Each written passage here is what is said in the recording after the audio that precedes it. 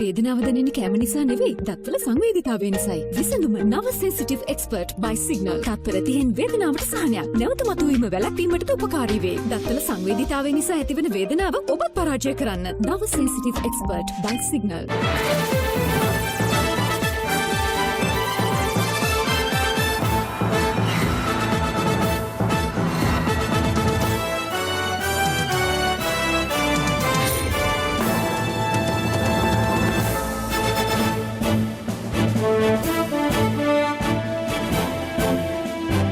ආයුබෝවන් සුබ සන්ධ්‍යාවක්. සියලු සමීක්ෂණ වාර්තා නැවත නැවතත් තහවුරු කළ ශ්‍රී ලංකාවේ අංක 1 ප්‍රවෘත්ති ප්‍රකාශය. පැතිගත් ඇත කියන හිරු සවස 6:55 ප්‍රධාන ප්‍රවෘත්ති ප්‍රකාශය සමගින් මම බුද්ධිදනුකා පේසිංහ. මම ඉෂාරා දේවේන්ද්‍ර. මුලින්ම පුවත් සිරස්තල.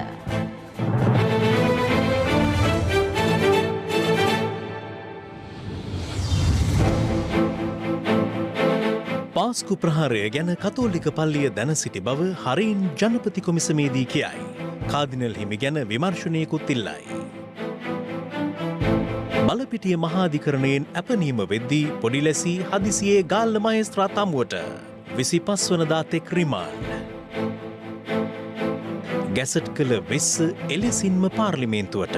කැබිනට් මණ්ඩලයේ ඒකමතිකව තීරණය කළ අතිගරු ජනාධිපතිතුමාට අවශ්‍ය ආකාරයට ඉදිරිපත් කරපු කෙටුම්පත පාර්ලිමේන්තුවට ඉදිරිපත් කරන්න. එහිදී අවශ්‍ය සංශෝධන තියෙනවා නම් පාර්ලිමේන්තුව ඇතුලේ කරන්න. New diamond නෞකාවේ කපිතාන්ට අධිකරණයෙන් නොතීසි. ජලබිහිතිකාව වැළඳුණු නරි රංචුවකින් මිල්ලනියට තර්ජන. පාසල් යන ළමයි තනි තනිව යවන්න එපා. රාත්‍රී ගමන් නවත්තන්න. පාස්කු ප්‍රහාරය සම්බන්ධයෙන් බොහෝ පාර්ශව පෙර දැනුවත් වූ බවට කරුණු අනාවරණ වී ඇති බැවින් කතෝලික පල්ලියද මේ ගැන දැනසිටින්නට ඇතැයි හරින් ප්‍රනාන්දු පාර්ලිමේන්තු මන්ත්‍රීවරයා පැවසුවා. ඒ පාස්කු ප්‍රහාරය සම්බන්ධයෙන් විමර්ශනය කරන ජනාධිපති කොමිසම හමුවේ සාක්ෂි ලබා දෙමින්. දවසේ පුවත. පාර්ලිමේන්තු මන්ත්‍රී හරින් ප්‍රනාන්දු මහතා පාස්කු ප්‍රහාරය පිළිබඳ විමර්ශනය කරන ජනාධිපති කොමිසම හමුවේ පළමු වරට ඊයේ සාක්ෂි ලබා දුන්නා. එහිදී සාක්ෂි දෙමින් මන්ත්‍රීවරයා කියා සිටියේ ඉකුත් වසරේ පාස්කු ඉරුදින පළමු ප්‍රහාර මාලාවේ එල්ලූ අවස්ථාවේ තමන් නැමැති තම සහෝදරිය මල්ලි අපි පල්ලි යන්න හිටියේ. කිංස්බරි හෝටලයට යන්න හිටියේ. තාත්තා ඊයරේ කතා කරලා කිව්වා යන්න එපා කියලා. යනුවෙන් සඳහන් කළ බවයි. පාස්කු ප්‍රහාරය එල්ලූ දිනේ තමා බදුල්ලේ සිටි බවත් ඒ පිළිබඳව දැනුවත් වීමෙන් අනතුරුව අග්‍රාමාත්‍ය රනිල් වික්‍රමසිංහ මහතාට දුරකථනයෙන් නමතා ගුවන් මගින් කොළඹට පැමිණි බවත් සාක්ෂිකරු සඳහන් කළා. පාස්කු ප්‍රහාරය එල්ල වූ කාලයේ ඔබේ පියාට අපරාධ පරීක්ෂණ දෙපාර්තමේන්තුවේ නිලධාරියෙකු සමග සම්බන්ධතාවක් තිබුණාද? ඔහුට වූ මුදල් වංචාවක් ගැන සියඩිය සමග සම්බන්ධතාවක් තිබුණා.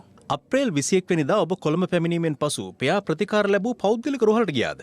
අගමැතිවරයා මට කතා කරලා කිව්වා තාත්තා ප්‍රහාරය ගැන දැනුවත් වුණේ කොහොමද කියලා අහන්න කියලා. මං ඉන්පස්සෙ දැඩි සත්කාර ඒකකයට ගොස් විමසුවාම තාත්තා කිව්වේ තමුසෙට වඩා මම දන්නවා කියලා. පසු මං අර්ලියගහ මන්දිරයට ගියහම ප්‍රහාරය එල්ලවන බවට පොලිස් නිලධාරීන් වෙත යොමු කර තිබූ ලිපිය අග්‍රාමාත්‍යවරයා මට පෙන්නුවා. මෙහිදී හරින් ප්‍රනාන්දු මන්ත්‍රීවරයාගේ පියාගේ ජංගම දුරකථන වාර්තාවේ පිටපත් කොමිසම වෙත ඉදිරිපත් කරනු අතර එහි නන්දලාල් නම් පොලිස් සැරයන්වරයෙකු 2019 අප්‍රේල් 20 වෙනිදා රාත්‍රී 8:13ට තත්පර 356ක දුරකථන ඇමතුමකින් සම්බන්ධ වී ඇති බව අනාවරණ වුණා. මෙහිදී ජනාධිපති කොමිසම වෙනුවෙන් පෙනී සිටි නීතිඥවරයා කොමිසමේ අවධානයට යොමු කළේ පාස්කු ප්‍රහාරයෙන් පසු වනාත විල්ලුවේදී අත්අඩංගුවටගත් ආමි මොහිදින් නැමැත්තාගේ දුරකථනයේද නන්දලාල් නම් පොලිස් සැරයන්වරයාගේ දුරකථන අංකය ඡායාරූපයක්ද සමග තිබූ බවයි. පාස්කු ප්‍රහාරය පිළිබඳ බොහෝ පාර්ශ්ව පෙර දැනුවත්වීමක් පැවති බවට මෙවන විට කරුණු අනාවරණය වී ඇති පසුබිමක කතෝලික පල්ලියද මේ ගැන සම්පූර්ණයෙන්ම නොදැන සිටි බව තමන් විශ්වාස නොකරන බවයි මෙහිදී හරින් ප්‍රනාන්දු මන්ත්‍රීවරයා වැඩිදුරටත් කියා සිටියේ. මෙම සිදුවීම ගැන අගරාදුගුරු හිමිපාණන් අපේ මිනිස්සු මැරුණා ඇමති පුතා බේරුණා කියලා කරපු ප්‍රකාශයෙන් මම විශාල වශයෙන් අපහසුතාවටපත් වුණා. මෙරට කතෝලික සභාවේ නායකයා සෑම වර්ෂයකම පාස්කු දින උදෑසන දිව්‍ය පූජාවක් පවත්වන පසුබිමක පසුගිය වසරේ පමණක් එය සිදු නොකරන ලද්දේ උන්වහන්සේ ප්‍රහාරය පිළිබඳ පෙර දැනුවත්ව සිටි නිසාද යන්න පිළිබඳව විශේෂ විමර්ශනයක් කළ යුතුයි. ඉන් අනතුරු වාදයුතු මැල්කම් කාදිනල් රංජිත් හිමිපාණන් වෙනුවෙන් පෙනී සිටි ජනාධිපති නීතිඥ ශමීල් පෙරේරා මහතා සාක්ෂිකරුගෙන් හරස් ප්‍රශ්න විමසූ අතර සාක්ෂිකරුගේ ඥාති පුත්‍රයෙකු අප්‍රේල් 21 වෙනිදා පැවති රග්බි පුහුණුවකට සහභාගී නොවීම සම්බන්ධයෙන් කළ ප්‍රශ්න කිරීමේදී හරින් ප්‍රනාන්දු මන්ත්‍රීවරයා දැඩි ආවේගශීලීව ඊට ප්‍රතිචාර දැක්වුවා. එම අවස්ථාවේදී ජනාධිපති කොමිසමේ සභාපති විනිසුරුවරයා සාක්ෂිකරුට දැඩි ලෙස අවවාද කළා. ඔබගෙන් යම් ප්‍රශ්නයක් ඇහුවාම දන්නේ නැත්නම් දන්නේ නැහැ කියන්න. දන්නවනම් මීට උත්තර දෙන්න. අප්‍රේල් 21 වෙනිදා රග්බි සංචිතයේ සියලුම සමාජිකයන් පුහුණුවීම්වලට සහභාගී වුණා මේ දරුවා හැර. මම දන්නේ නෑ. මෙම පුහුණුවීම් අවසන් වීමෙන් පසුව මෙම පිරිස කොච්චිකඩේ පල්ලියට යන්න නේද සූදානම් වෙලා හිටියේ. මම දන්නේ නැහැ. මම කියන්නේ මේ බෝම්බ ප්‍රහාරය ගැන රෝමානු කතෝලික පල්ලිය දැනුවත් කියලා. පළවෙනි වතාවට ප්‍රධානියා පූජාව තිබ්බේ නැහැ. එහිදී ජනාධිපති නීතිඥ ශමීල් පෙරේරා මහතා සාක්ෂිකරුවෙන් විමසුවේ අගරදුකුරු හිමිපාණන් සෑම වර්ෂයකම පාස්කු දේව මෙහෙය පවත්වන්නේ පාස්කු ඉරුදිනට පෙර සෙනසුරාදා දින මධ්‍යම රාත්‍රියේ බව මම ඔබට යෝජනා කළොත් එය පිළිගන්නවාද යන්නයි. ඊට ප්‍රතිචාර දක්වමින් තමන් පෙර කළ ප්‍රකාශය පදනම් විරහිතව හුදෙක් මනසට ආපමණින් සාක්ෂි නොමැතිව කළ ප්‍රකාශයක් බව පිළිගන්නා බව සාක්ෂිකාර හරින් ප්‍රනාන්දු මන්ත්‍රීවරයා සඳහන් කළා.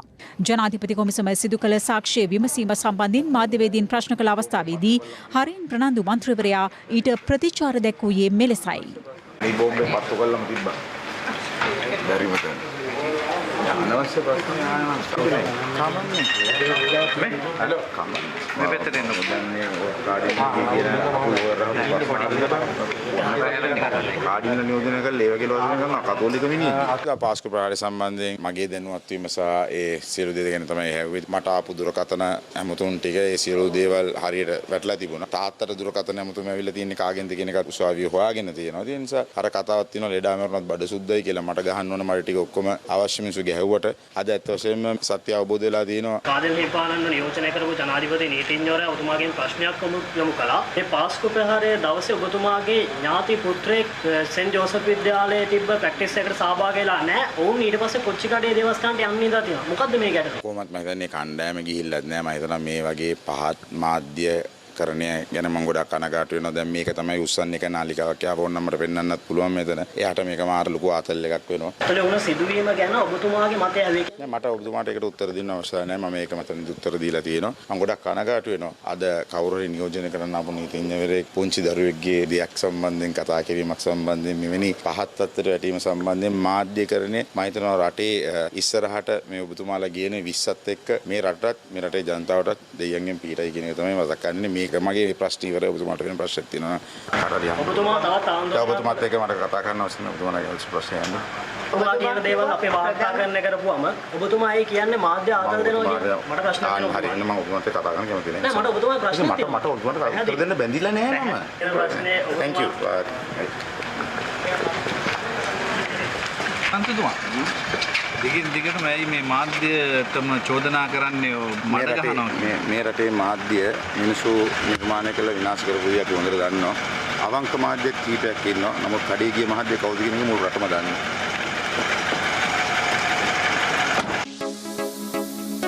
දවසේ පුවත ජනාධිපතිවරයා ආරක්ෂක ලේකම්වරයා ඇතුළු පිරිසක් ඝාතනය කරන බවට පොඩිලැසි සහ කොස්ගොඩ තාරක යන සංවිධානාත්මක අපරාධකරුවන් සිදු කළ ප්‍රකාශය සම්බන්ධයෙන් විභාග වන නඩුවට අදාළව පොඩිලැසි අද ගාල්ල මහේස්ත්‍රාත් අධිකරණය වෙත ඉදිරිපත් කෙරුණා. එහිදී මහේස්ත්‍රාත්වරයා නියෝග කළේ ඔහු මේ මාස 25 වනදා දක්වා රක්ෂිත බන්ධනාගාරගත කරන ලෙසයි. පසුගිය ජූනි මාසයේ බූස්ස බන්ධනාගාරයේ රැඳවියන් පිරිසක් තම පහසුකම් වැඩි කරන ලෙස ඉල්ලමින් උපවාසයක නිරතව සිටියා. අදාළ උපවාසය පිළිබඳ සොයා බැලීම සඳහා බන්ධනාගාර මුලස්ථානයේ නිලධාරීන් 5 දෙනෙකු සහ බූස්ස බන්ධනාගාර අධිකාරිවරයා එහි නිරීක්ෂණ චාරිකාවක නිරත වූ අතර පොඩි ලැසී සහ කොස්ගොඩ තාරක යන අපරාධකරුවන් අදාළ නිලධාරීන්ට ජනාධිපතිවරයාට සහ ආරක්ෂක ලේකම්වරයාට මරණ තර්ජන එල්ල කර තිබුණේ එම අවස්ථාවේදී. මෙම මරණ තර්ජන සිදු කිරීමේ සිද්ධිය සම්බන්ධයෙන් මෙම මාස 8 වෙනිදා ගාල්ල මහේස්ත්‍රාත් අධිකරණයේදී නීතිපති දෙපාර්තමේන්තුව වෙනුවෙන් කරුණු දැක්වීම සිදු කෙරුණා. ඒ නියෝජ්‍ය සොලිසිටර් ජෙනරාල් දිලීප පීරිස් මහතා විසින් එදින කරුණු දැක්වීමේ අනතුරුව සංවිධානාත්මක අපරාධකරුවෙකු වන ජනිත් මදුශංකද සිල්වා හෙවත් පොඩි ලැසි මෙම මාස 25 වෙනිදා අධිකරණය හමුවට ඉදිරිපත් කර ඔහුගෙන් ප්‍රකාශ ලබා ගන්නා ලෙස ගාල්ල ප්‍රධාන මහේස්ත්‍රාත් හර්ෂණ කැකුණුවෙල මහතා නියෝග කළා.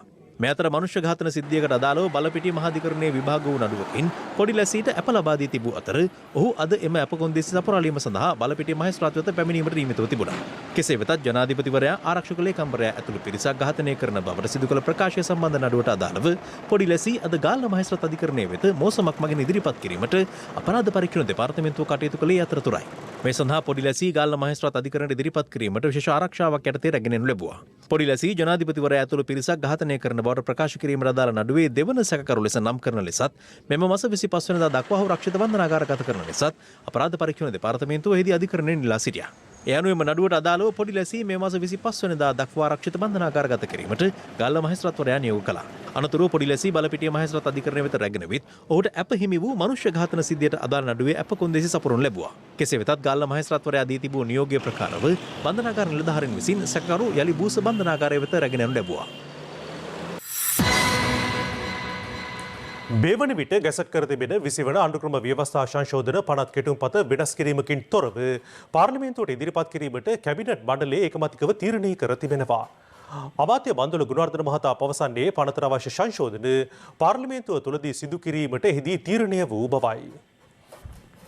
20 වෙනි අනුක්‍රම ව්‍යවස්ථා සංශෝධනයේ ගැසට් පත්‍රයක් මගින් පසුගියදා ප්‍රකාශයට පත් කළද ඒ පිළිබඳ අධ්‍යයනය කර වාර්තාවක් සකස් කිරීම සඳහා අග්‍රාමාත්‍ය මහින්ද රාජපක්ෂ මහතා විසින් සමාජිකයන් 9 දෙනෙකුගෙන් යුත් කමිටුවක් පත් කළා.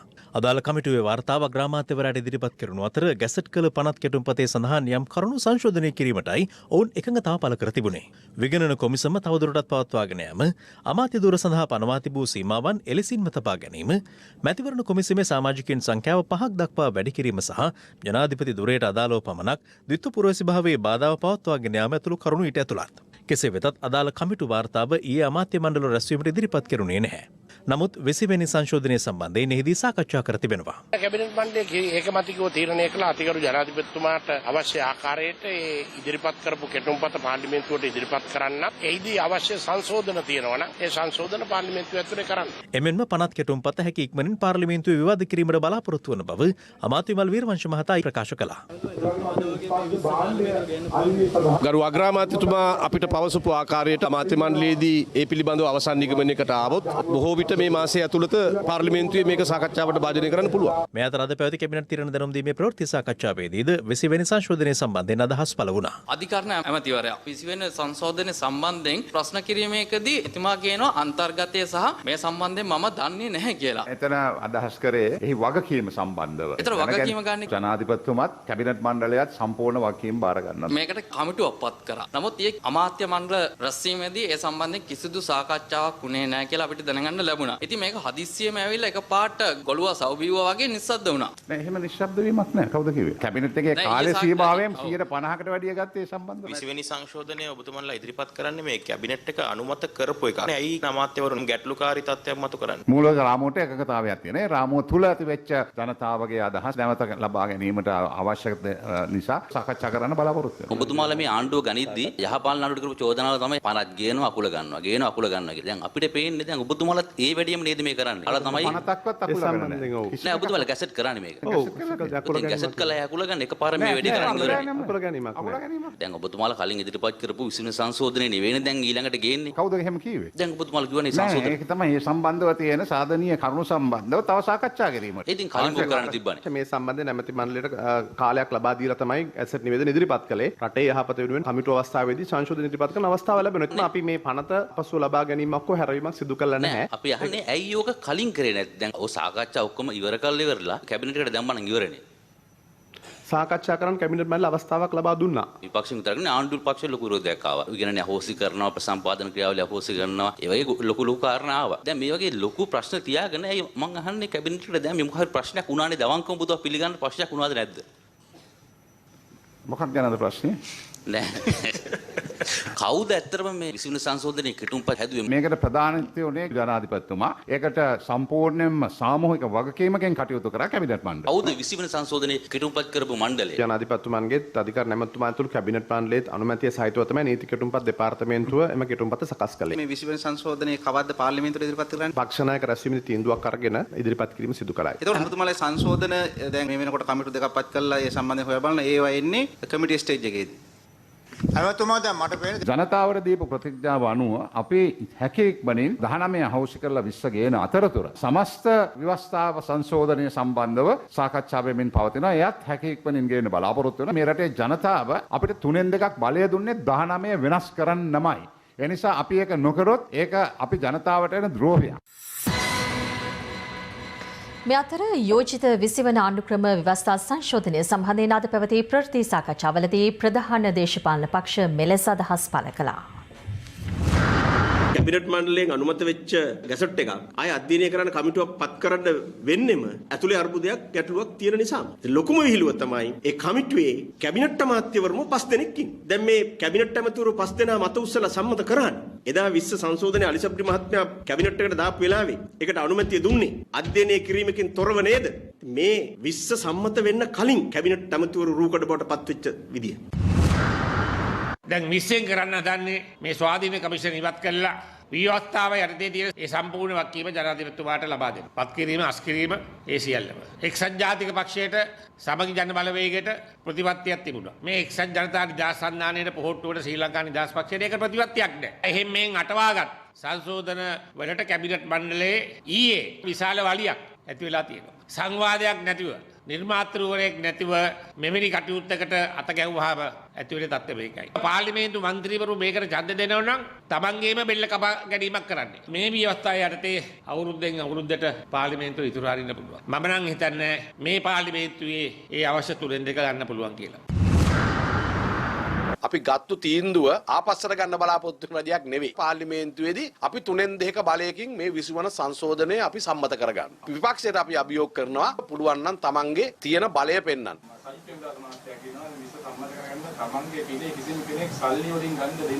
සජිත් ප්‍රේමදාස මහත්තයා අපිට කියන්න තියෙන අපේ රටේ ජනතාව ජනවරමක් දුන්න. 3/2 බලයක් අපිට තියෙනවා. අපි ඒ බලය පාවිච්චි කරනවා. සල්ලි දීලා කුණු ගන්නවා. අදට දින ශ්‍රීමත් අනගාරික ධර්මපාලතුමන්ගේ 156 වන ජන්මදිනය වෙනුවෙන් ජනාධිපති ගෝඨාභය රාජපක්ෂ මහතාගේ ප්‍රධානත්වයෙන් සැමරුම් උත්සවයක් මාලිගාකන්ද මහබෝධි අග්‍රශ්‍රාවක විහාරයේදී පැවැත්වුණා. අග්‍රශ්‍රාවක විහාරයට පැමිණි ජනාධිපතිවරයා පිළිගනු ලැබුවේ ශ්‍රී ලංකා මහබෝධි සංගමේ සභාපති ජපානයේ ප්‍රධාන සංඝනායක පූජ්‍ය බානගල උපතිස්ස හිමියන් විසින්. ධර්මපාලතුමන්ගේ පිළිරුවට පුෂ්පෝපහාර දැක්වූ ජනාධිපතිවරයා දම්පල් චින්තාවලියට ගෞරව පිණිස දේශීය වෙදකම් ප්‍රවර්තන අමාත්‍යංශය අද ආරම්භ කළ සුවදරණී හෙළ ඔසු සංරක්ෂණ ව්‍යාපෘතිය සනිටුහන් කරමින් රත් හඳුන් පැලයක්ද රෝපණය කළා. දම්පල්තුමන්ගේ ජන්මදිනය වෙනුවෙන් නිකුත් කෙරුණු රුපියල් 500ක අගයකින් යුත් අනුස්මරණ කාසිය මහ බැංකු අධිපති මහාචාර්ය WD ලක්ෂ්මන් මහතා ජනාධිපතිවරයාට පිළිගැන්වීමද මෙහිදී සිදු කෙරුණා. අපේ ජනාධිපතිතුමත් එක්ක අපිට හොඳ ගමනක් දම්පල් මග ඉදිරියට යන්න පුළුවන්. ඒක බව මට තේරුනේ එදා ජනාධිපති හැටියට ඔබතුමා ජූරුම් දෙන දවසේ. කියපු කතා ලියපු දේවල් හැමදේම ධර්මපාලතුමාගේ දිනපොතේ තියෙනවා. ධර්මපාලතුමා කිව්වා මම කීප සැරයක්ම මෙරි ඉපදෙන රීබර්ත් පුනරුත්පත්තිය වෙනවා මේ බුදුදහම ගෙනියන්න. මට සැකයක් හිතුණා ධර්මපාලතුමා කිව්වා පුනරුත්පත්තිය විශ්වාස කරනවා නම් වර්තමාන අනගාരിക කියලා. මොකද මස් මාළු කඩේත් නැහැ. මෙතර කොළඹ වරායනගර ව්‍යාපෘතියේ 6 වෙනි සංවත්සරයේ දින අද අග්‍රාමාත්‍ය මහින්ද රාජපක්ෂ මහතා එහි නිරීක්ෂණ චාරිකාවක නිරත වුණා. වරායනගරයේ සැහැල් යාත්‍රාංගණය පොදු වෙරළ තීරයේ නිරීක්ෂණය කළ අග්‍රාමාත්‍යවරයා එහි ස්ථාපිත වන ඇක්වා ගොල්ෆ් ක්‍රීඩා පිටියට පැමිණ ගොල්ෆ් ක්‍රීඩාවේ නිරත වූයේ මෙලෙසින්.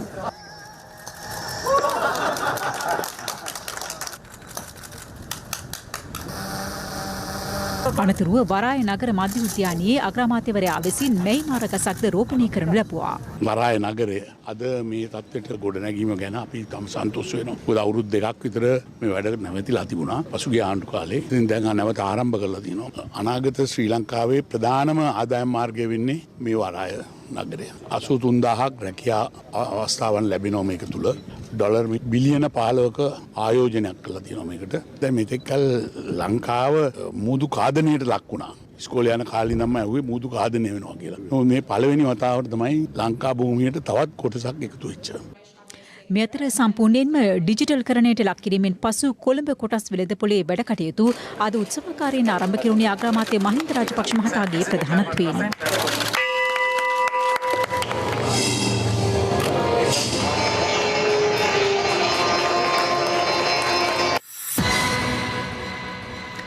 අසත්‍ය සාක්ෂි නිර්මාණය කර අධිකරණය නොමග යැවීමේ චෝදනා මත රිමාන්ඩ් භාරයේ පසුවන අපරාධ පරීක්ෂණ දෙපාර්තමේන්තුවේ හිටපු අධ්‍යක්ෂ ශානි අබේසේකර ඇතුළු සැකකරුවන් තිදෙනා අද අධිකරණයට ඉදිරිපත් කෙරුණා. ගම්පහ මහේස්ත්‍රාත් අධිකරණය හමුවේ අද නඩුව කැඳ වූ අවස්ථාවේදී මහේස්ත්‍රාත්වරයා නියෝග කළේ ලබන ඔක්තෝබර් 2 වෙනිදා දක්වා ඔවුන් තවදුරටත් රක්ෂිත බන්ධනාගාරගත කරන ලෙසයි. මරණ දඬුවම නියම වී සිටින හිටපු නියෝජ්‍ය පොලිස්පති වාස්ගුණවර්ධනගේ නඩුවට අදාළව ප්‍රකාශයක් ලබා ගැනීම සඳහා කොළඹ අපරාධ කොට්ටාසේ නිලධාරීන්ට අවසර ලබා දෙන ලෙස ගම්පහ මහේස්ත්‍රාත්වරයා විසින් වැලිකඩ බන්ධනාගාර අධිකාරීවරයාට නියම කළා. කොළඹ අපරාධ කොට්ටාසේ සහකාර පොලිස් අධිකාරී නෙවිල් ද සිල්වා මහතා අධිකරණයෙන් කළ ඉල්ලීමකට අනුව මෙම නඩුවේ සිව්වන සැකකරු වන HD නවරත්න ප්‍රේමතිලක යන සැකකරුගෙන් ප්‍රකාශයක් ලබා ගැනීම සඳහා කොළඹ අපරාධ කොට්ටාසේ නිලධාරීන්ට අවසර ලබා දෙන ලෙසද මහර බන්ධනාගාර අධිකාරීවරයාටද අධිකරණයෙන් නියම කළා. මහේස්ත්‍රාත්වරයා ඒ අනුව නියෝග කළේ ශාන්‍ය අබේසේකර අතුරු සැකකරුවන් තිදෙනා ඔක්තෝබර් 2 වෙනිදා දක්වා තවදුරටත් රක්ෂිත බන්ධනාගාරගත කරන ලෙසයි. හිටපු නියෝජ්‍ය පොලිස්පති වාස්ගුණවර්ධනට එරෙහි නඩුවකට අදාළව ව්‍යාජ සාක්ෂි නිර්මාණය කිරීම සම්බන්ධයෙන් කොළඹ අපරාධ කොට්ටාසේ විසින් අපරාධ පරීක්ෂණ දෙපාර්තමේන්තුවේ හිටපු අධ්‍යක්ෂ ශානි අබේසේකර අත්අඩංගුවට ගනු ලැබුවේ පසුගිය ජූලි මාස 31 වෙනිදායි. මෙම නඩුවේ තුන්වන සැකකරු ලෙස නම් කර සිටින අපරාධ පරීක්ෂණ දෙපාර්තමේන්තුවේ හිටපු පොලිස් පරීක්ෂක නිශාන්ත සිල්වා මේ වන විට රටින් පලා ගොස් සිටින අතර ඔහු අත්අඩංගුවට ගන්නා ලෙස මහේස්ත්‍රාත්වරයා මීට පෙර නඩු වාරයකදී නියෝග කර සිටියා.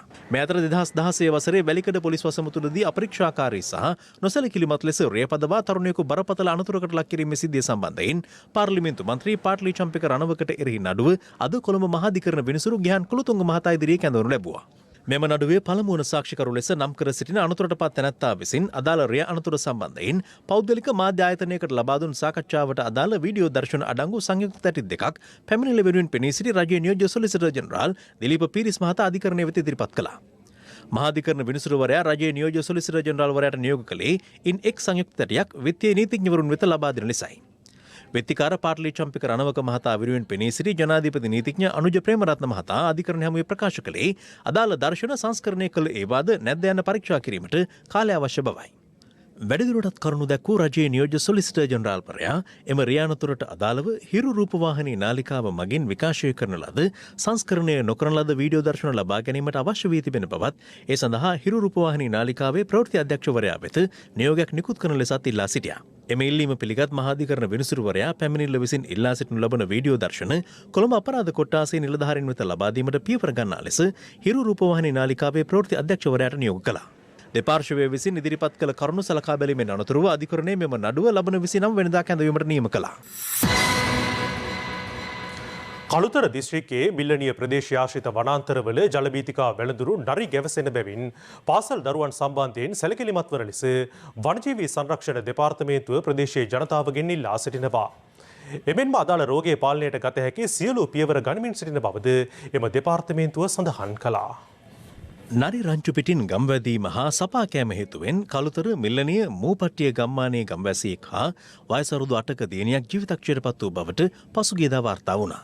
මේ හේතුවෙන් ප්‍රදේශීය ජනතාවට පොළු මුගුරු සහිතව ගමන් කරමින් Tamanගේම ආරක්ෂාව සලසා ගන්නට සිදුව තිබෙනවා. ප්‍රදේශවාසීන් පවසන්නේ කටුපොල් වගා ආශ්‍රිතව බෝ වූ සර්ප ගහණයට පිළියම් ලෙස ප්‍රදේශයට ගෙනවිත් දමා සිටින මොනරුන් නිසා නරි මෙලෙස ගම්වැදීමට පටන් ගෙන ඇති බවයි. ගම්මානයේ ආශ්‍රිත වනාන්තරවල ජලභීතිකාව වැළඳුණු නරි ගැවසෙන බැවින් ආරක්ෂාව සම්බන්ධයෙන් සැලකිලිමත් වන ලෙසයි වන සංරක්ෂණ දෙපාර්තමේන්තුව පවසන්නේ. ගොඩක් වෙලාවට මිනිස්සු නරියාගේ චර්යාව ගැන හඳුනා ගැනීම නැති හින්දා තමයි මේ නරි හපා ගැනීමට ලක් වෙලා තිබුණේ. මිනිහෙක් නරියෙක් දකින්නකොට නරියා දුවන්න ඕන. එහෙම දුවන්නේ නැතුව නරියා එනවනම් මිනිසා ලුහු බැඳගෙන ඒ නරියා ජල බීතිකාවට සැදිච්ච සතෙක් වෙනවා. ඒ වගේ තත්ත්වවල තමයි මේක ඇති වෙලා තිබුණේ. ගොඩක් පාරවල් දෙපස තියෙන්නේ ලඳු කැලෑ. ඒ කැලෑ සහ කුඹුරු වල නරි විශේෂයෙන්ම ඉන්නවා. මෙලෙස ගම්වදින්නේ සාමාන්‍ය ජනතාව නරියා ලෙසින් හඳුන්වන ගෝල්ඩන් ජකාල් හෙවත් ශ්‍රී ලංකා හිවලුන්.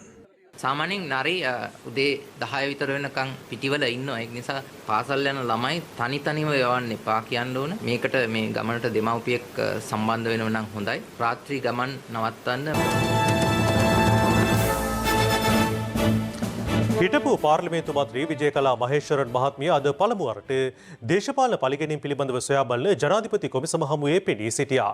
ඒ චුන්නාකම් පොලිස් ස්ථානයට අනුයුක්තව සේවය කළ මේ වන විට බන්ධනාගාර ගතව සිටින පොලිස්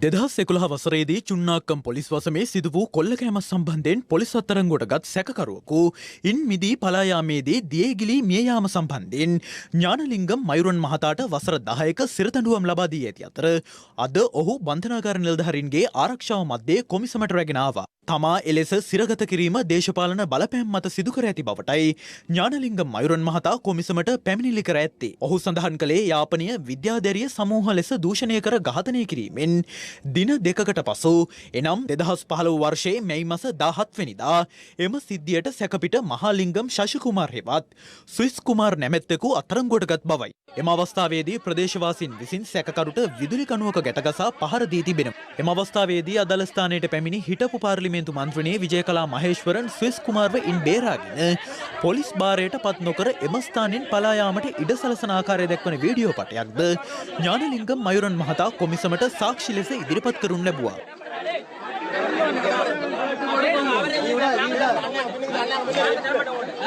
මයුරන් මහතා පැවසුවේ ස්විස් කුමාර් අත්අඩංගුවටගත් බැවින් විජයකලා මහේශ්වරන් තමාව සැකකරුවෙකු දියගිලී මිය යාමේ සිද්ධියකට වරදකරු කරවීමට බලපෑම් කර තිබූ බවයි. මෙහිදී ඥානලිංගම් මයුරන් මහතා ඇතුළු තවත් පොලිස් නිලධාරීන් 4 දෙනෙකුට මල්ලාක්කම් මහේස්ත්‍රාත් අධිකරණය විසින් වසර 10ක සිරදඬුවම් ලබා දීමේ තීන්දුව පිළිබඳව කොමිසමේ අවධානය යොමු වුණා. කොමිසමේ සභාපති විශ්‍රාමික ශ්‍රේෂ්ඨාධිකරණ විනිසුරු උපාලි අබේරත්න මහතා සඳහන් කළේ අත්අඩංගුවටගත් සැකකරුවෙකුට පොලිස් නිලධාරීන් විසින් අමානුෂික ලෙස පහර දීමෙන් සිදු වූ මරණයක් බවට නිගමනය කරමින් මල්ලාක්කම් මහේස්ත්‍රාත් අධිකරණයෙන් එම තීන්දුව ලබා දුන්නද අදාළ මරණය සුළු තුවාල සහිතව දියේ ගිලීමකින් මිය ගිය බවට අධිකරණ වෛද්‍ය වාර්තාවේ සඳහන් වී ඇති බවයි. විනිශ්චයකාරයන්ට කරුණු පෙන්වා දෙන්න කවුන්සල්වරයෙක්වත් නැහැ. වෛද්‍ය වාර්තාවට පිටින් ගොස් විනිසුරුතුමා නියෝග දීලා තියෙන්නේ. මෙලෙස තීන්දුව ලබා දීම බරපතල අපරාධයක්. නඩු තීන්දුව පිටු 128ක්. නීතිපති දෙපාර්තමේන්තුවත් තම යුතුයකම ඉටු කරලා නැහැ. මේ වරදට නීතිපති දෙපාර්තමේන්තුවත් වගකිව යුතුයි. යනුවෙන් කොමිසමේ සභාපති විනිසුරුවරයා ප්‍රකාශ කළා.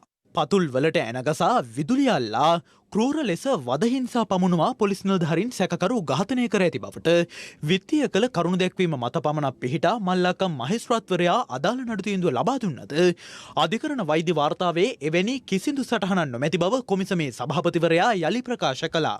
එබැවින් මෙම මහේස්ත්‍රාත්වරයා තනිකරම නීතිය කණපිට හැරවීමක් සිදු කර සිද්ධියට අදාළ පොලිස් නිලධාරීන් කෙසේ හෝ රක්ෂිත බන්ධනාගාරගත කිරීමේ දැඩි පරමාර්ථයෙන් කුමන හෝ දේශපාලන බලපෑමක් මත කටයුතු කර ඇති බව පෙනී යන්නේ යැයි කොමිසමේ සභාපති විනිසුරුවරයා වැඩිදුරටත් සඳහන් කළා.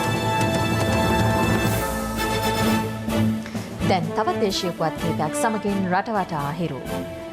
රටවටා හිරු. ගිනි ගැනීමට ලක් වූ MT නිව් ඩයමන්ඩ් නෞකාවේ කපිතාන්වරයාට ලබන 28 වනදා කොළඹ ප්‍රධාන මහේස්ත්‍රාත් අධිකරණය හමුවේ පෙනී සිටින ලෙස නොතිස් නිකුත් කෙරුණා.